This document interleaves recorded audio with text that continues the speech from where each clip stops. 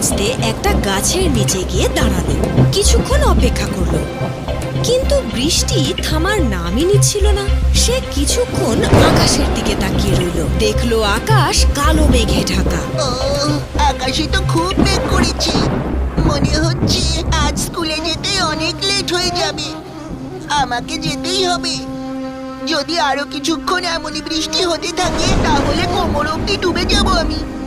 যদি আমার স্কুল ড্রেসটা ভিজে যায় তাহলে টিচারও আমায় ক্লাসে ঢুকতে দেবে না।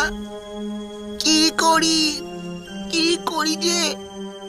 সে গাছে উঠেছে অনেকক্ষণ আগে, আর তার বড্ড খিদেও পেয়ে গেছে। খিদের চোটে সে পেটে হাত দিয়ে ভাবতে লাগলো কখন যে বৃষ্টি বন্ধ হবে, ততক্ষণ বরং সে তার স্কুলে টিফিনটাই খেয়ে নিক। এই ভেবে তার স্কুল ব্যাগ থেকে তার টিফিন বাক্সটা বের করলো। সেখানে দেখলো রুটি আর পেঁয়াজ রয়েছে।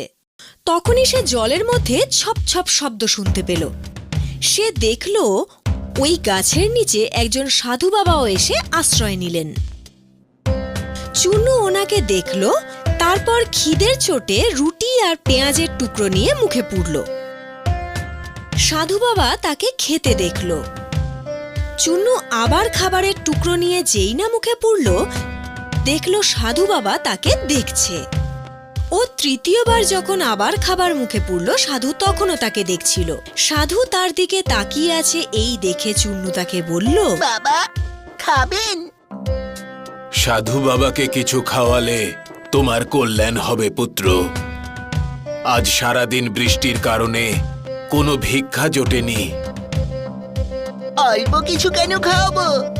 আপনি দুটো রুটি খেতে পারেন, কিন্তু রুটির সঙ্গে কোনো সবজি নেই, শুধু দুটো টুকরো পেঁয়াজ আছে। যখন খুব খিদে পায় তখন যে কোনো খাবারই অমৃত মনে হয় পুত্র। এই নিন। কিন্তু তুমি এই গাছের ডালে কেন বসে আছো বাবা? স্কুলে যাচ্ছিলাম বাবা, কিন্তু বৃষ্টি জোরে পড়ছিল। গাছের এই ঘন পাতার মাঝে বাঁচার জন্য এখানে বসে পড়লাম। ছাতা নেই তোমার কাছে?